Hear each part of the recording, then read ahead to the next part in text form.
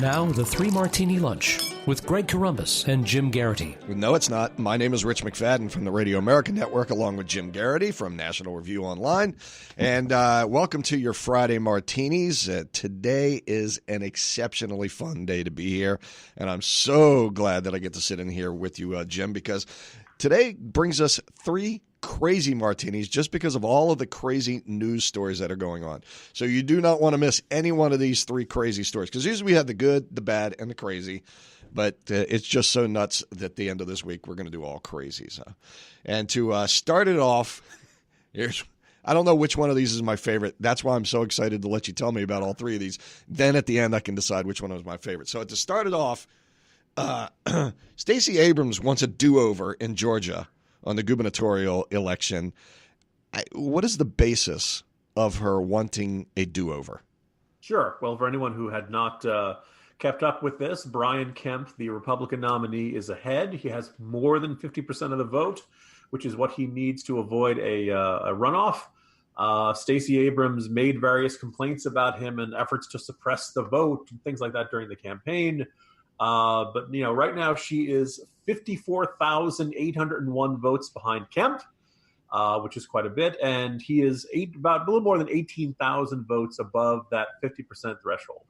As they were going through the fight over, the recount level and stuff like that, there was a question about whether if you had enough third-party votes, could you get them below 50%? So far, that has not happened. There's allegedly about 27,000 provisional ballots in there. That's obviously not enough to put Abrams ahead. And no, of course, you'd really need it to be almost all of those provisional ballots to be accepted, and almost all of those provisional ballots to be for Abrams or the Green Party candidate to get to that point. So when the recount isn't going your way, and you're talking about margins of tens of thousands of votes, not like a couple hundred like Florida in 2000 or something like that, right? You run out of good options, and now this is the Hail Mary pass of legal options to say that, well, there have been so much voter suppression. There have been so many people who wanted to vote but who were barred from voting for unethical, illegal purposes. The only appropriate course of action is for the Georgia Supreme Court to invalidate the election and hold another one, which she's convinced she would win again. So basically, she wants a do-over. And that's not how these sorts of things work. Now, is there any substance to her allegations of suppression? Has anybody been able to show anything that the state should actually go, you know what, this looks a little fishy, let's look into it? Or is it just on a scale of tens of thousands of votes? Now, here's the thing. We've seen arguments both here and in Florida about signature matching. We've seen arguments about people who have provisional ballots, they show up at the wrong polling place or something like that. It's really kind of fascinating. I remember this issue coming up during the 2000 recount, where there was a very different philosophy between the Republican lawyers and the Democratic lawyers, and not, people weren't that surprising. But the question is, obviously everyone would agree if you're a legal U.S. citizen, you have not violated a felony, depending on what your state laws are, you have a right to vote. Now the question is, does the state have the counter right to say, we expect you to follow the directions, which includes, we expect you to register ahead of time. We expect you to show up at the right polling place. Right. Now, if you show up to the wrong one, these are the sorts of things that most people check out before they go to vote. Right. Occasionally, if you're a first-time voter, it's understandable. You might have a little bit of confusion over that sort of thing. Again, this isn't going to happen on a scale of tens of thousands of votes and swing an election or something like that. So there's a great deal of skepticism. As of 5 o'clock today, Eastern, it's possible the Secretary of State or the state will declare Kemp the winner and the race will effectively be over. What I'm noticing, though, Rich, it's kind of annoying here, is Sherrod Brown, as the senator from Ohio. We talked about this on yesterday's podcast. He's already declared that if Abrams doesn't win, the election was stolen. So it's a heads-I win. Well, and Hillary Clinton has said the same thing, correct? Yeah. Yep. And it's one of those, again, you want to talk about, I guess we don't need Putin to tear down faith in public elections anymore now, do we? So is this where we're at now? Is when somebody loses and they don't want to accept the results, that we just question the legitimacy of the election? Is that what it is now? I will grant a couple of dollops of sympathy to Stacey Abrams, and for that matter, Bill Nelson and Andrew Gillum down in Florida, because they're in a very similar boat as to where Martha McSally. It stinks when you work really hard and you lose by 1%. We had a bunch of, very close losses in statewide races. A bunch of these House races are coming down. They're still counting the votes for Utah. Now they think Mia Love may win out there. Young Kim, the state assemblywoman, who's a rising star out in California. I think it looks like she's going to be finished, about 1% behind. That stinks. I get it. It's bitter. It's hard. And you want to hold out for every possible chance you have. And what's more, there's an argument to be said that when it's that close, even if you don't win, Rich, I want to know the exact level of how many votes were in each precinct. So when I go out and try to win next time, I know exactly how much more I need in each particular area. So exactly. But in each one of these cases of Abrams, of Gillum, and of Bill Nelson, you're not going to see tens of thousands of votes. The biggest vote change, I believe, was something in the neighborhood of like 520 votes in the Al Franken race back in Minnesota. These folks can say, I don't expect to win. As of this morning, there's nothing from Andrew Gillum, even though his vote margin out there is even wider. Nothing from Bill Nelson, which is going to a hand recount in Florida, and this, long shot Hail Mary legal attempt on the part of Abrams. Well, you've got Trump on record before the 2016 election saying that if it didn't go his way, he wasn't going to. It was possible he wouldn't accept the outcome of the election because it was dirty. And then you've got Hillary Clinton and the New York Times basically saying Trump has challenged the democracy, and this could be a blow to democracy. And now it seems like it's basically the Democratic playbook is to anybody who loses and it's close to say it was rigged, it was stolen, and we want to redo.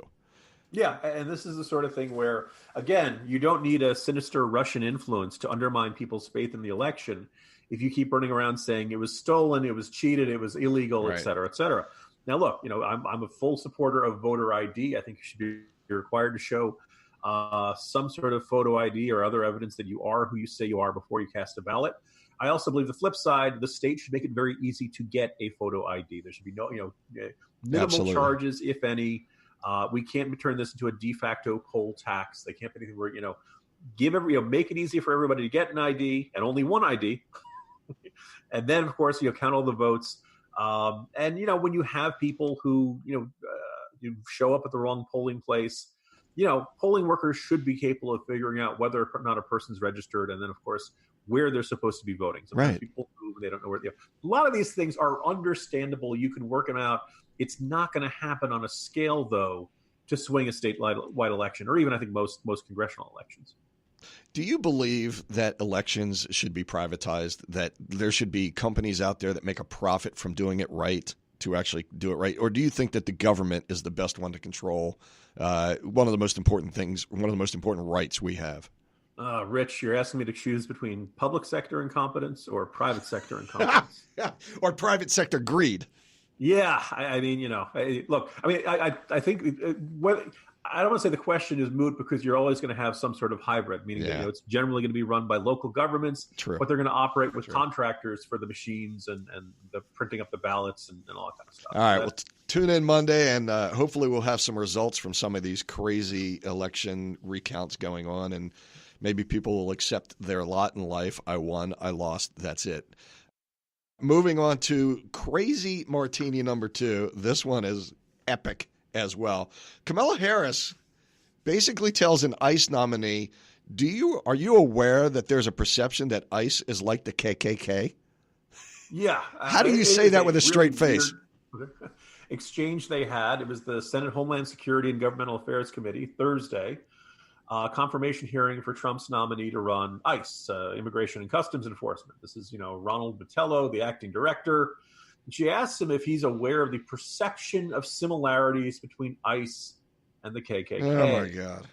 Yeah, how can you be unaware of how it's perceived by certain communities? And so I'm looking there thinking like, and of course he's, rather defensive, saying, I don't see any parallels between sworn officers and agents. I don't see a parallel between what is constitutionally mandated as it relates to enforcing the law. His answers are fine. And I don't see ICE putting up burning crosses in people's front yards. Right? I mean, hoods and all that kind of stuff. Right. The other thing I'm kind of struck by, she gets really, really irked, and she says, how can you be the head of an agency and be unaware of how your agency is perceived by certain communities? And I guess the idea is that it's perceived as threatening. It's perceived as menacing. Rich, Mm. how would ICE not be perceived as threatening and menacing to people who are in the country illegally? Right. Exactly. I mean, like, if they all dressed up like Care Bears, would they? Like, what? I'm trying to imagine. Like, So, generally, police are threatening and intimidating to criminals, to people who break the law. That's kind of what we want. That's a good thing. And in fact, if you painted unicorns and rainbows on the side of the SWAT team van, and they all wore big hats. Actually, in a way, that'd be really kind of creepy, right? Yeah. It's almost like a clown mask, where you could actually be much scarier if it came across as happier, bright, and cheery. Are you seeing a theme here in these two martinis? Everybody got a participation trophy when they were growing up, and now they just want everything to be fair. They want everything to, go their way. This is the way things are now, is that people can't accept rules or losing. Yeah, and it's not hard to see the subtext of all this, which is that, look, as president and as on the campaign trail, Donald Trump put enormous effort or enormous emphasis on securing the border and fighting illegal immigration, deporting people here who are here illegally. Democrats don't like that. Kamala Harris is running for president, and because ICE is the government agency that enforces this, ICE has become a major villain in Democratic circles, particularly people who vote in Democratic primaries. So, I think what gets me, though, is the idea that the comparison is pretty offensive, pretty unfair to people who risk their lives doing this. Whether or not you think the laws are just and true, which is your real objection here, the guys on the ground, their job is to enforce the law. And they're doing their jobs. That's don't get mad at them for doing work that is, by the way, dangerous. They're certainly more dangerous than the average senator is going to encounter in the course of their daily life. Don't get mad at them, right? And by the way, you're in Congress. Theoretically, you can change government policy. If you want to enact an amnesty. But by the way, I'd also openly say you support amnesty. And, effectively, you believe in open borders. You believe that anyone who wants to come here should be able to come here. And Kamala Harris has the chance to run on that. My suspicion is she will not find it as popular. Is she on record as saying she'd like to get rid of ICE, abolish ICE? Good question. She certainly is. Look, if you see something as comparable to the KKK, do you want to keep it or do you want to get rid of it? Right. Answers itself. Speaking of being on record as saying you'd like to get rid of ICE, our friend Miss Ocasio-Cortez, who absolutely wants to get rid of ICE, is already shaking it up on the Hill, and she basically isn't even there yet. She can't afford to buy an apartment or to rent an apartment there because she hasn't gotten her first paycheck, but she can afford to walk into the halls of Congress and shake things up with the people that are going to help her, the Democrats, figure out how Congress works. What's her deal? Yeah, I was going to say, Rich, I'm going to surprise you. She may be quickly turning into one of my favorite Democratic congresswomen. Oh, she's kooky as the day is long. Yeah. She's a hoot. Not many people would start their first week by holding a sit-in in Nancy Pelosi's office. Oh, my God. And then this next step, what happened just yesterday, was apparently a closed-door meeting of House Democrats, and there's this big dispute about whether they should have a special committee just looking at climate change. Unsurprisingly, there are a bunch of Democratic lawmakers who, some lawmakers agree, some don't. But if you're like, say, Frank Pallone, who's going to become the new chairman of the Energy and Commerce Committee, the panel that traditionally would be handling issues related to climate change, unsurprisingly, Frank Pallone's like, wait a minute, that's my gig. That's my, that's what I'm supposed to do. Why are you taking away my big issue of my committee and creating a special one? Then he makes the argument that's going to cost, more money. It's going to hire new staffers. It's going to take him time to get up. And he and his team are ready to go. And strikes me as a fairly valid one. Apparently, now Ocasio-Cortez said that she is not, she didn't get into a direct confrontation. Different reports about what happened in the closed door meeting. That's why they sing in Hamilton about the room where it happens. Right. But what's kind of fascinating is that what everyone agrees is that she's adamant that they have to form the special committee. She campaigned on it. Other progressive Democrats campaigned on it. And the Democrats who've been there for a while and who have the jurisdiction of this don't want this to happen. And Pelosi is just watching this fight going on. But what I'm kind of admiring, awesome. Rich, and this is going to be, I didn't expect to find myself saying this. Ocasio-Cortez more or less campaigned on being a progressive revolutionary and a pain in the tuchus to the status quo. Yeah. And she's keeping her promise. Yeah, she's and becoming a pain in the tuchus to the status quo, including Democratic leadership. Right. So, and that's the one thing I think you and I probably agree on that.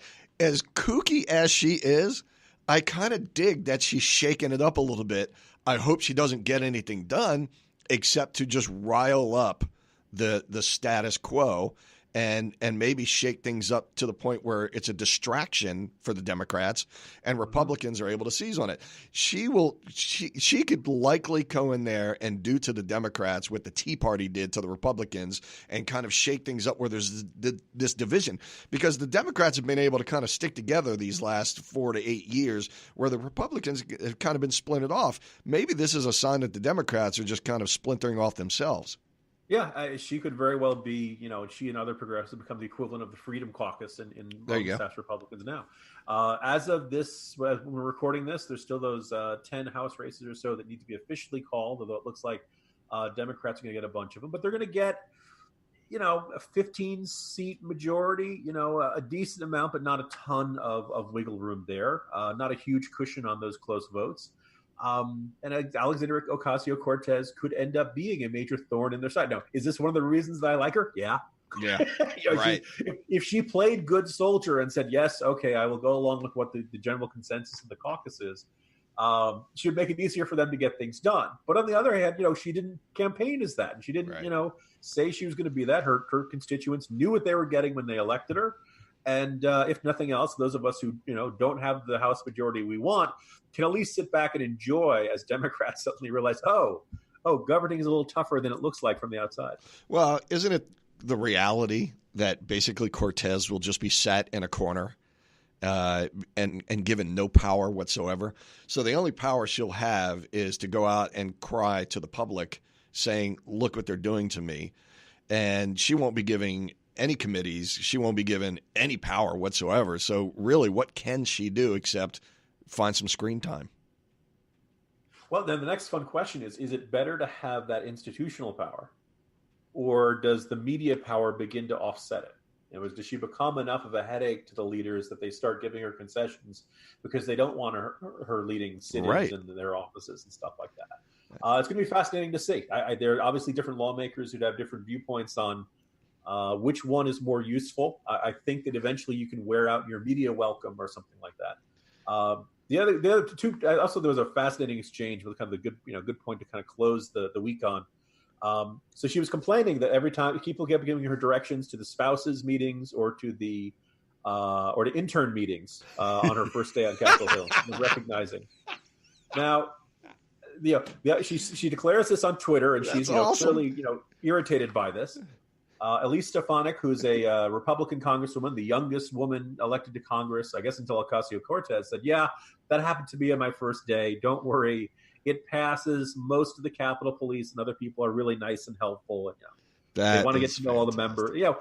So Elise Stefanik, here's the thing. When you're one of the youngest people who gets elected to Congress, people are going to mistake you for not being a member. It happens. Yeah. There's an oft-told story about Julian Castro, the former mayor of San Antonio, who went to the Obama White House and Obama thought he was an intern. It happens. Fantastic.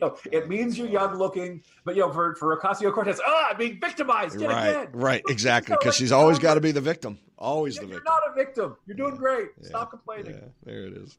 All right, so I really appreciate the opportunity to sit here and do these three crazy martinis. It gets my day off to a great start. It's just so much fun to talk about some of the kooky people that run our country.